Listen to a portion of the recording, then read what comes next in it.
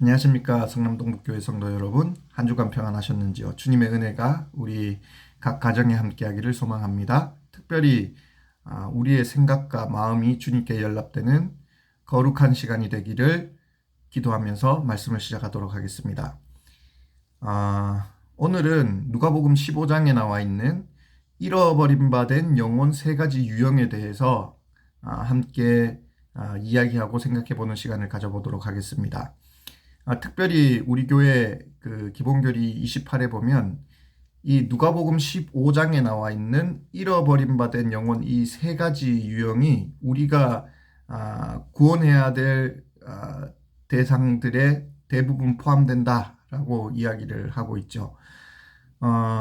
그것은 무엇을 의미하냐면 우리가 구원해야 될 대상들의 상태가 대부분 이러하다라는 것을 우리가 미리 짐작할 수 있고, 그리고 우리가 그 구원해야 될 대상에 대한 그 태도, 자세를 어떻게 해야 되는지를 생각할 수 있다는 것입니다.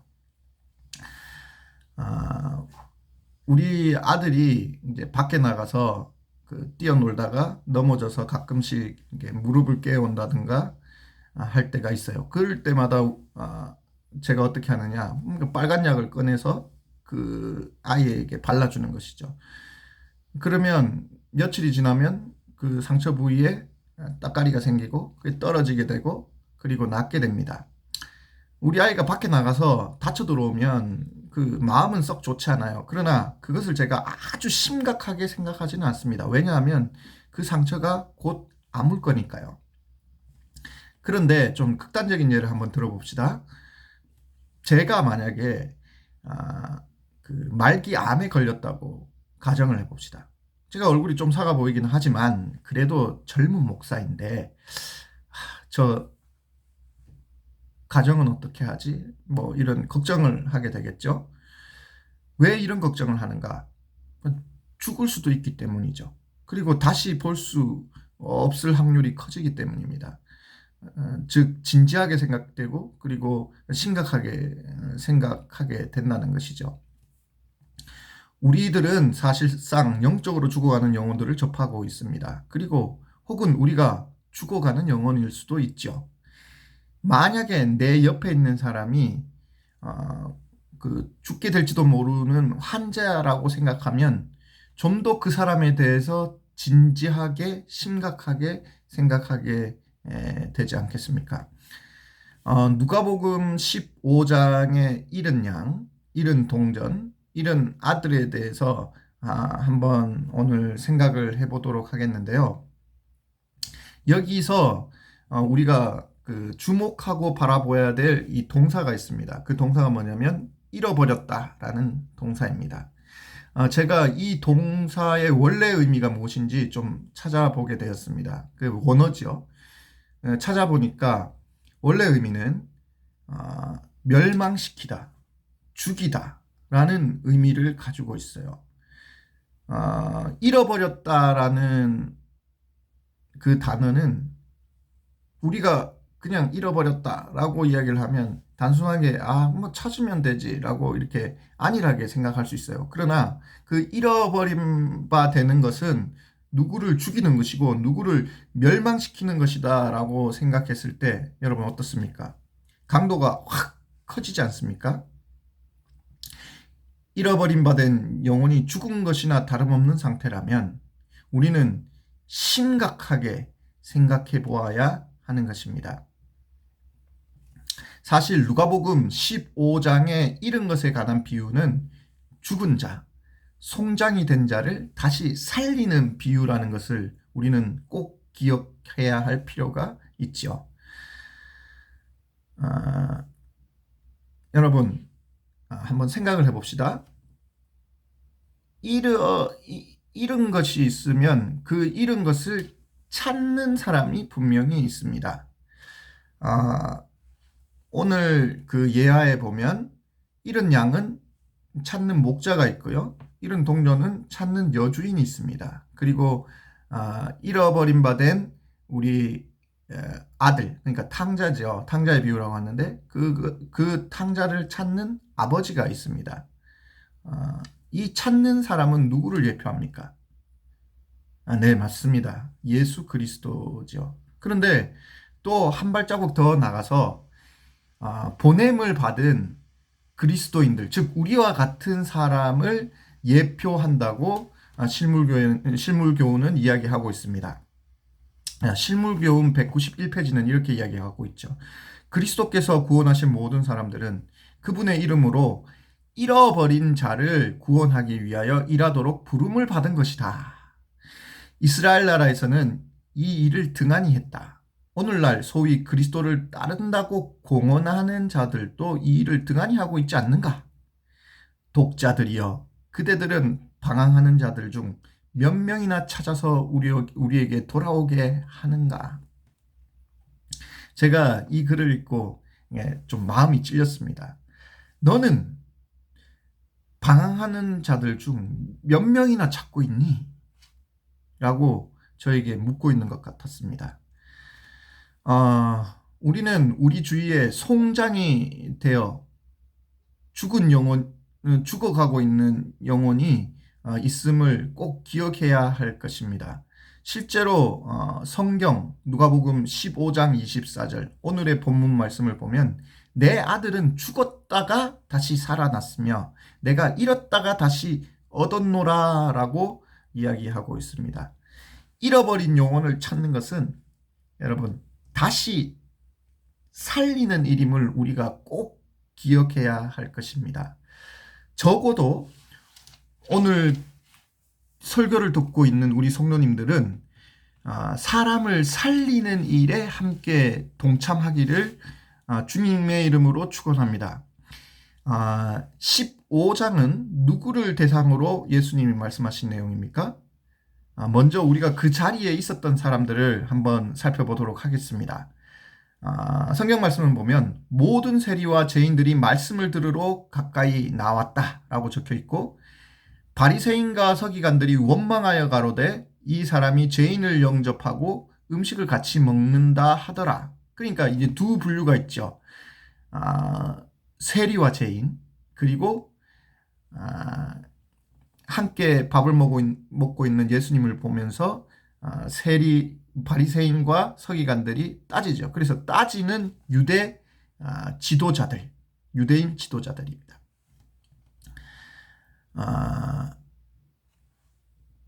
거기 있는 세리와 죄인들에게는 이 누가복음 15장에 나와 있는 이 잃어버림 받은 자들에 대한 비유가 어떻게 그들에게 다가왔을까요?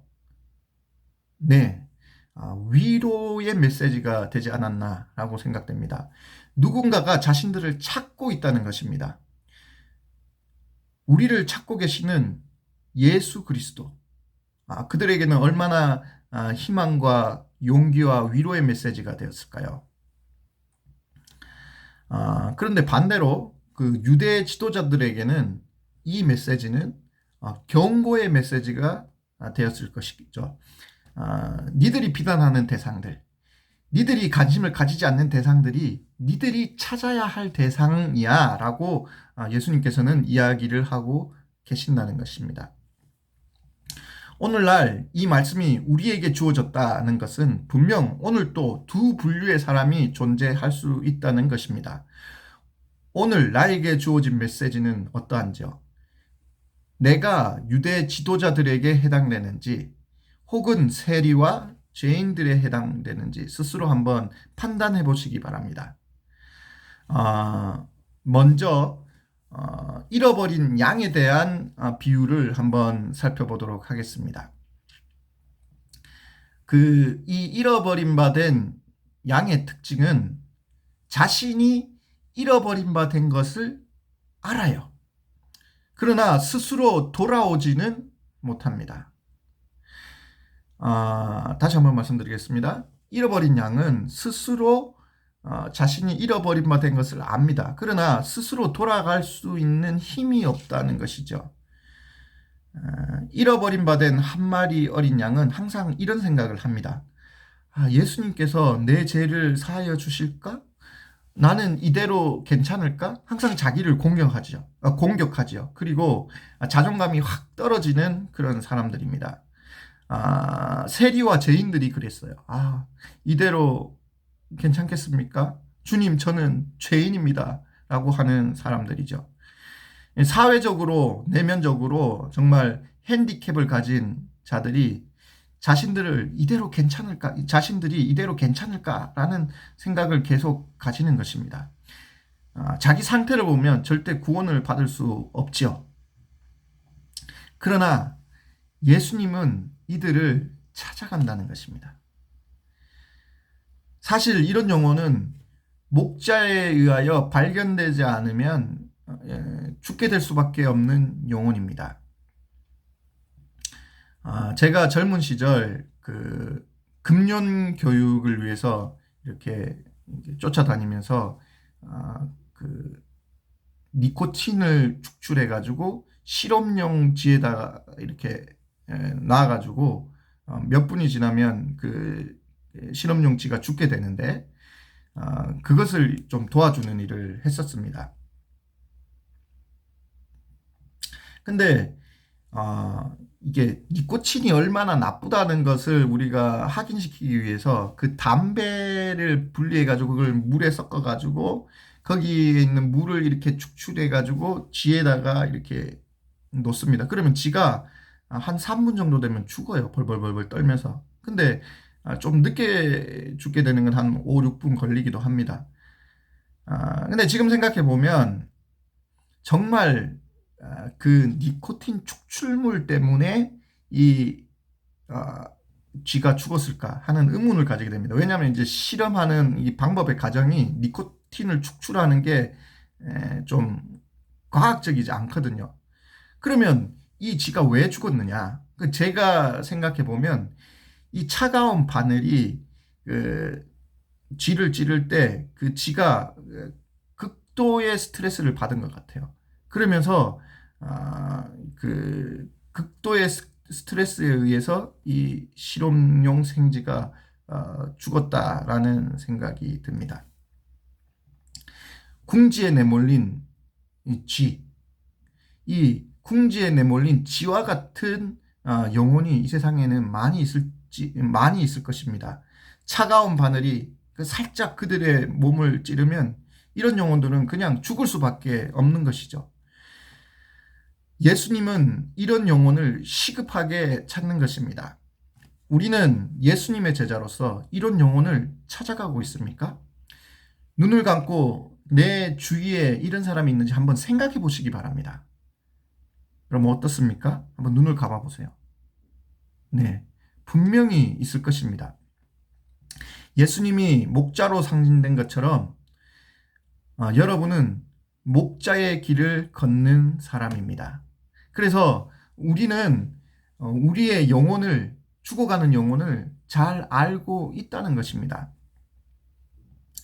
제가 지금 그 동정앞에 총무부장으로 계시는 정근태 목사님과 함께 그 사역을 한 적이 있는데요. 이 목사님이 중앙아시아의 선교사로 이렇게 간 적이 있습니다. 그때 이제 경험한 이야기를 나눈 것을 들었는데요. 유목민들이 있잖아요. 중앙아시아에는. 이 유목민들이 그 양들을 먹이기 위해서 풀을 따라 움직이는 것입니다. 그리고 계절을 따라 움직이죠. 그러면서 움직일 때마다 게르라는 것을 짓죠. 그 게르라는 것을 짓는데 그 게르를 지을 때 거기 이제 옮긴 지역의 사람들이 가서 좀 도와준다고 합니다. 그게 원래 살고 있는 사람들이.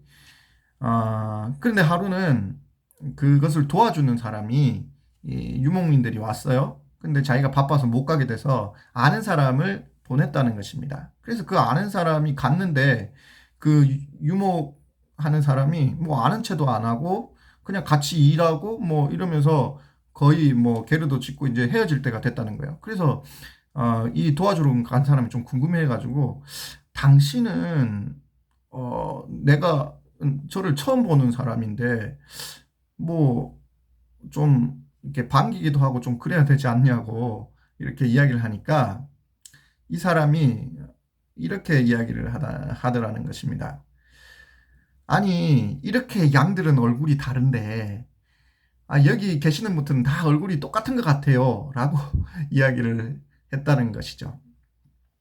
그렇습니다. 이 그 목자는 양들의 얼굴은 잘 구별을 하는데 사람의 얼굴은 구별을 잘 못했다는 것이죠. 예수님은 여러분 우리의 얼굴을 확실히 기억할 것입니다. 우리에게 목자의 사명과 심정이 그 목자의 심정이 있다면 분명히 잃어버린 양의 얼굴을 기억할 것입니다. 그 잃어버린 바의 양은 어딘가에서 벌벌 떨고 있을 것입니다.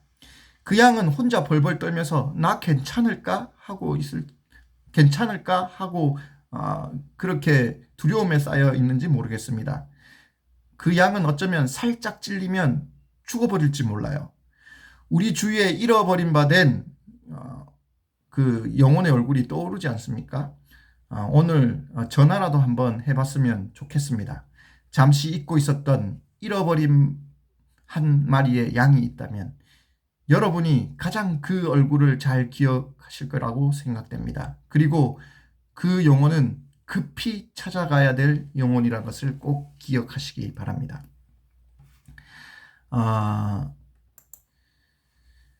두 번째로 잃어버린 동전에 관한 비유가 있습니다. 이 동전의 상태는 자신이 잃어버린 바 된지 몰라요. 의외로 이 영혼들은 자신이 잃어버렸다고 생각하지 못해서 괴로워하지도 않고 상당히 쿨한 영혼인데죠. 젊은 사람들이 쿨하다는 단어를 쓰죠. 의외로 우리 재림교회의 상태가 교회의 상태가 재림교회 교인들의 가정의 상태가 이 잃어버린 동전의 비유의 상태와 비슷하다라고 사료됩니다. 이 동전은 유대 지방에서 결혼 지참금과 다름이 없는 것이에요. 우리가 결혼을 할 때 폐물을 주고 받듯이 이 그 여주인은 남편이 준 그 반지와 같은 것을 잃어버린 거예요. 근동 지방 사람들은 이 드라크마, 이 동전을 줄로 꿰매서 그 동전에는 이렇게 중간에 구멍이 뚫립니다. 그래서 그 동전의 줄을 이렇게 꿰매어서 이 여인들이 머리에 장식을 하고 다니는 것입니다. 시각적 효과가 있었다는 것이죠. 그런데 그 동전을 잃어버렸다고 생각해 봅시다. 좀 심각해지지 않습니까? 반지가 그 결혼 반지가 사라진 거나 다름이 없는 것이죠.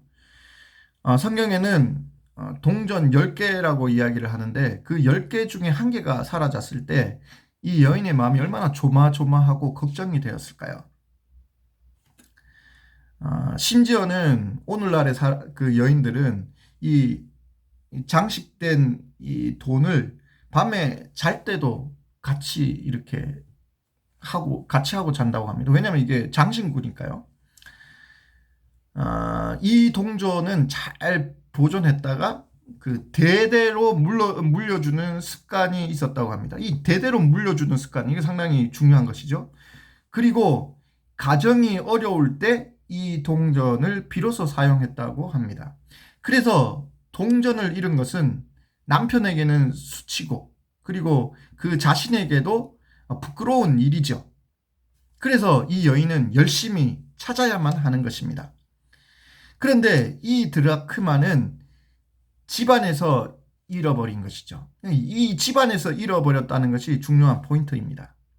그리고 이것은 대대로 물려주어야 한다는 것이 또 중요한 포인트죠.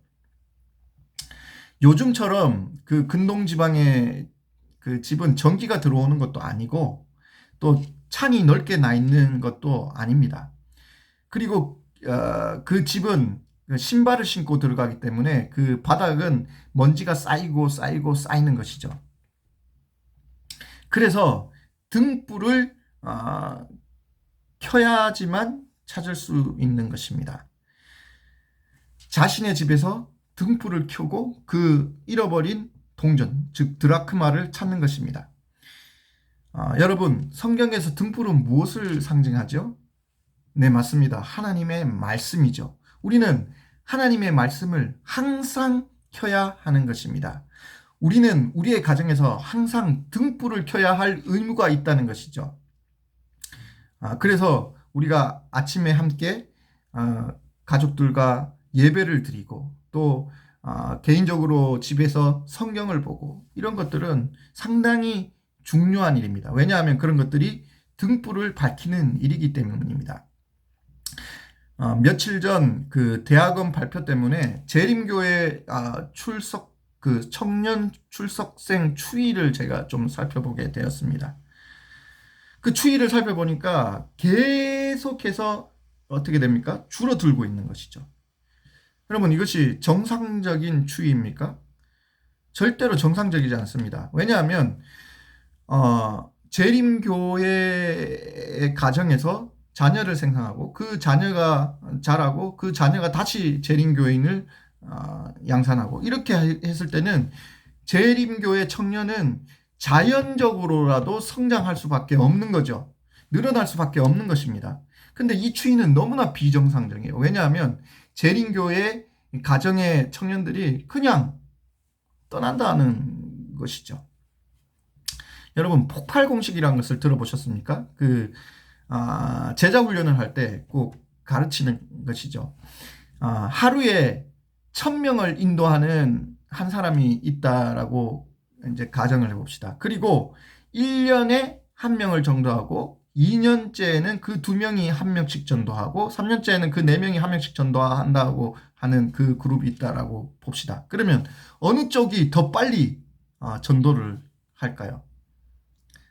하루에 1000명을 인도하는 사람? 아니면 1년에 1명씩 전도하는 그룹? 어떻습니까? 네, 이 전자보다 후자가 훨씬 속도가 빠릅니다. 두 번째 이 그룹은 우리가 일컬어 베가 법칙이라고 이야기하죠. 훨씬 빠르게 증가하게 되어 있습니다. 이것이 불과 33년이면 전 세계 인구가 구원함을 받습니다. 33년이면 돼요. 우리는 이 베가 법칙을 제자 훈련에만 사용하는 경향이 있는데 이것을 가정사역에도 적용할 필요가 있다라고 생각됩니다. 자연 생산되는 이 베가 법칙. 우리는 우리 자녀만 잘 킵을 해도, 우리 자녀만 잘 이렇게 양육을 해도 우리 재림교회는 지금 이 모습으로 유지되지는 않을 것입니다. 한 가지 예로 이슬람, 그러니까 이슬람이죠. 이슬람 종교를 믿는 사람들이 지구 인구의 거의 한 3분의 1가량이 됩니다. 이들은 특별히 다른 사람에게 전도를 하는 전략을 취하고 있는가? 그렇지 않습니다. 그들은 그들 가정에서 태어난 가족들만 잘 잡아도 된다는 것을 알고 있었는지 이들은 특별한 전도 없이도 계속 성장하는 것입니다. 지구 인구의 3분의 1이에요, 여러분.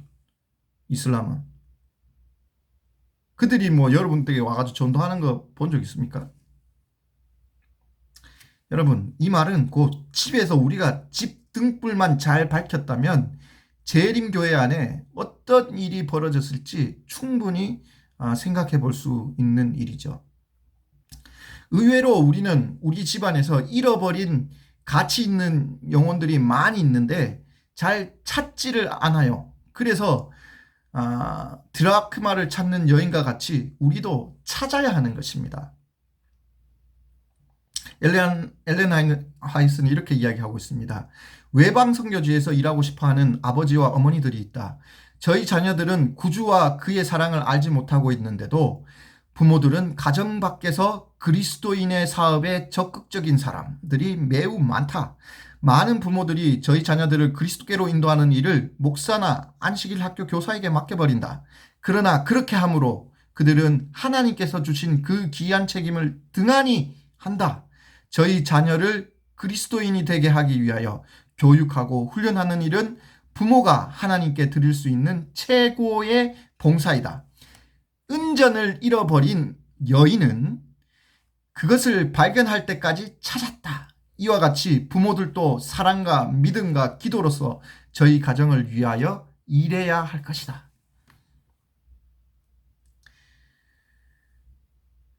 우리의 자녀들만 잘 양육해도 재림교회 사역 90%는 완성한 것입니다, 여러분. 그리고 우리 교회에서 잃어버린 영혼이 있다면 오늘 우리는 말씀의 촛불을 밝혀야 할 것입니다. 마지막으로 잃어버린 아들에 대한 비유를 살펴보도록 하겠습니다. 우리가 이것은 워낙 잘 알고 있죠. 탕자의 비유라고 이야기합니다. 자기가 잃어버려지고 자기 스스로 돌아오는 좀 특이한 케이스의 유형이죠. 오늘 제가 이 비유에서 초점을 맞추고 싶은 것은 반겨주는 자의 자세에 대해서 초점을 맞춰보고 싶습니다. 15장 20절에 보면 아직도 상거가 먼데, 거리가 먼데 아버지가 저를 보고 측은히 여겨 달려가 목을 안고 입을 맞추었다라고 이야기합니다. 그리고 잔치를 베푸죠. 24절에 보면 이 내 아들은 죽었다가 다시 살아났으며 내가 잃었다가 다시 얻었노라 라고 하니 저희가 즐거워하더라 라고 적혀 있습니다. 다시 처음 서론으로 가겠습니다. 잃어버린 바 되었다라는 이 단어는 죽은 것이다 라는 단어와 동일한 것입니다. 숨이 멈추었다가 사람이 살아났습니다. 기이한 일이죠. 그리고 기뻐해야 할 일입니다. 성경은 마지막 결론을 이렇게 내립니다. 32절에 보면 이 내 동생은 죽었다가 살았으며 내가 잃었다가 얻었기로 우리가 즐거워하고 기뻐하는 것이 마땅하니라 라고 이야기를 합니다. 잃어버린 자가 돌아올 때 우리가 기뻐하는 것은 마땅한 일인 것입니다. 여러분, 우리는 이 마땅한 일을 하고 있습니까? 큰아들은 이때까지 모범적으로 봉사한 것이죠. 그런데 이 모범적으로 봉사한 나는 도대체 뭐지? 라고 생각을 했습니다. 우리는 우리의 자리를 잘 지키고 있는데 밖에서 그냥 나쁜 짓 하고 별짓 다 하고 온 이 탕자와 같은 사람이 교회에 돌아왔어요. 그러면 그 사람이 교회에서 대접을 받습니다. 그럴 때 충분히 시기의 마음이 들 수 있어요. 그 큰아들과 같은 마음이 들 수 있다는 것이죠. 그래서 도대체 나는 뭐지? 라고 생각할 수 있습니다. 그것에 대한 해답은 31절. 너는 항상 나와 함께 있으니 내 것이 다 네 것이로다. 아버지는 너는 항상 나와 함께 있지 않았니? 그것이 너에게 축복이었어 라고 이야기를 합니다. 아버지와 함께 있다는 것은 구원이 있다는 증거입니다. 영적인 관점에서 아버지와 떨어지면 죽은 상태이죠. 그러나 아버지와 함께 있다는 것은 구원이 있고 생명이 있다는 증거입니다. 성경 요한복음 15장에 보면 나는 포도나무고 너희는 가지다. 이 가지가 붙어 있으면 열매를 맺는다라고 이야기해요. 생명을 맺는다는 것입니다. 붙어 있는 것은 생명을 의미한 것입니다. 오늘 이 말씀을 듣는 분이라면 대부분 우리는 큰 아들의 입장에 서 있는 것을 알게 될 것입니다. 우리에게 생명이 있음을 여러분 감사합시다. 구원이 있음에 감사합시다. 큰 아들은 자신에게 주어져 있는 구원의 기쁨을, 생명을 충분히 깨닫지 못했고 누리지 못했다고 생각됩니다. 우리에게 잃어버렸던 자가 돌아왔을 때 우리는 정말 기뻐할 준비가 되어 있습니까? 성도 여러분, 기뻐하는 것이 마땅하다라고 성경은 이야기하고 있습니다. 우리 성남 동부 성도님들은 모두가 이 기쁨에 참여하고 마땅히 당연히 기뻐하는 자가 되리라고 확신합니다.